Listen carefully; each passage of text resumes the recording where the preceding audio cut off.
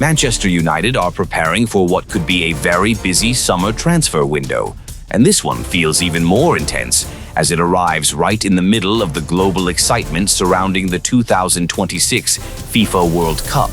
But at Old Trafford, the focus isn't just on the tournament, it's on a total revolution. This isn't just another window to buy a few stars, it's the absolute foundation for the 2026-27 campaign.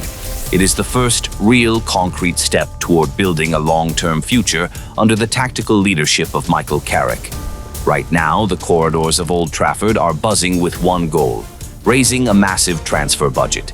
According to the latest financial projections, United is heading into this 2026 window in a surprisingly strong position. We're talking about generating up to 150 million euros, possibly even more, from player sales alone.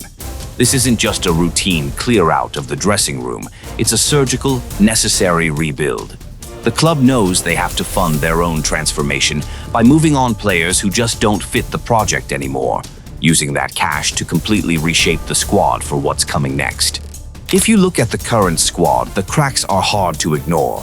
Several players look like they're running through mud, struggling to keep up with the relentless, high-octane intensity of football in 2026.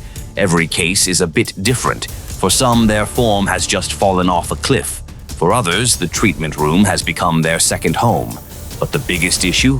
Many simply can't adapt to the flexible tactical system Michael Carrick is demanding. A system built on constant movement, positional rotation, and non-stop energy.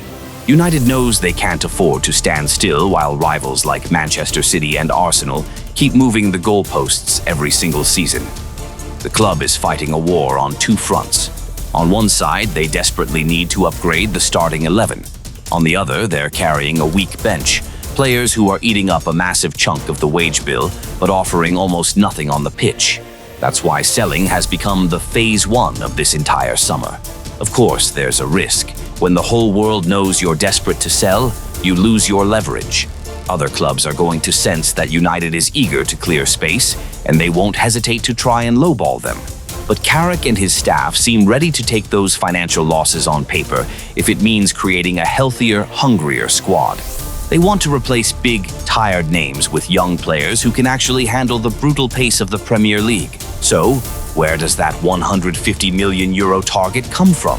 To find the answer, we have to look at the exit list. Right at the top, in the most likely to leave category, are Joshua Zirkzee and Marcus Rashford. For Zirkzee, his spell at the Theatre of Dreams has been, let's face it, disappointing. But his reputation back in Serie A is still massive.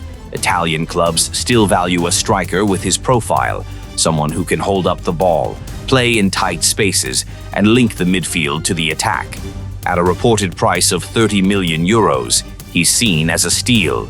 Zirkzee might still dream of making it work at United, but a return to the tactical, slightly slower pace of Italy feels like the best move for everyone involved. Then there's Marcus Rashford. This one is heavy, it's emotional. Once the golden boy of the academy, Rashford is currently trying to rediscover his spark on loan at Barcelona. But even at the Camp Nou, adapting to their evolving version of tiki-taka hasn't been a walk in the park. United is holding firm on a 30 million euro valuation, a fair price for a player with his experience and game-changing pace. Barca is trying to haggle it down to 20 or 25 million to save their wage structure, but United isn't in a rush to give a discount. With a little bit of flexibility, a deal around 25 to 30 million looks very realistic. The biggest financial injection, though, could come from Rasmus Højlund. That 44 million euro figure being thrown around hasn't just appeared out of thin air. It's coming from quiet, serious conversations with Serie A giants like AC Milan and Napoli. After a period where his form has been all over the place, United is finally open to listening. Napoli, in particular, were reportedly close to a deal that included an obligation to buy for 44 million if they secured Champions League football. For Højlund, leaving wouldn't be a failure. It would be a chance to find a system that actually suits his strengths, rather than trying to force himself into Carrick's specific tactical mold. But it's not all going to be smooth sailing. A group of players including Andre Onana, Manuel Ugarte, Altay Bayındır, and Tyrell Malaysia are going to be much harder to move. Take Ugarte, for example. He cost the club 60 million euros, but he's only played 27 minutes under Carrick. His market value has tanked to about 20 million, and buyers are being cautious. Most clubs only want a loan deal to see if he can actually still play at the top level. Then there's Onana. 20 million for a goalkeeper who's played in a Champions League final sounds like a bargain, but his lack of consistency and high-profile mistakes have tanked his reputation. Right now, signing Onana feels like a gamble most teams aren't ready to take. And for guys like Bayendur and Malaysia, between the lack of minutes and persistent injuries, the question marks for any buyer are just too big. Surprisingly, one of the biggest wins in this rebuild could come from a player who's already gone, Mason Greenwood. Even though he's at Marseille, United was smart enough to keep a 50% sell-on clause. Now, with Greenwood reportedly unhappy in France and Saudi Arabian clubs ready to splash 60 to 70 million euros on him, United could bag a cool 30 to 35 million without doing a single thing. That kind of unexpected windfall could be the X factor in funding the rest of the rebuild. Because as the old players leaves, the new era has to begin. Carrick is ready to pull the trigger on some massive targets. Top of the list, Bradley Barcola. At 23, the PSG winger is one of the most exciting attackers in Europe. 10 goals in League One this season. He's got the explosive pace and the one-on-one ability that United's attack has been desperately lacking. Then there's Jan Diomande. The 19-year-old at RB Leipzig is having a monster season with 11 goals and 5 assists. He's valued at 70 million euros, which is a lot, but it reflects his insane potential. His speed and confidence in the dribble are exactly what Carrick wants for the wings. But they aren't just looking for speed, they're looking for creators. That's where Jesus Rodriguez comes in. The 20-year-old Spaniard has been a sensation in Serie A under Cesc Fabregas. With 7 assists already, he's building a reputation as one of the best young playmakers in the world. His vision and technical quality are exactly what United needs to unlock stubborn defenses. The list continues with names like Martial Godo from Strasbourg, a powerhouse who would thrive in the physical Premier League, and Iliman Ndiaye from Everton, who brings that crucial top-flight experience. The midfield is also getting a total reset.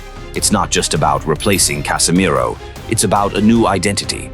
United is watching Sandro Tonali at Newcastle and the very impressive Elliot Anderson at Nottingham Forest.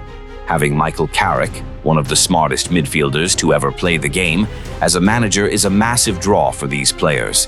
They want to play for him. United is also considering proven names in Premier League like Marcus Tavernier and Morgan Gibbs-White to add that much-needed squad depth. When you step back and look at the big picture, Manchester United's strategy for the summer of 2026 feels different. It's more realistic, it's structured, it's data-driven. They're moving away from the era of glamour signings and focusing on hungry young talent like Barcola, Diomande, and Rodriguez. A new chapter is finally starting at Old Trafford. This summer might be the busiest window in decades, but for the fans, it's the most exciting. This isn't a spending spree, it's a squad reset.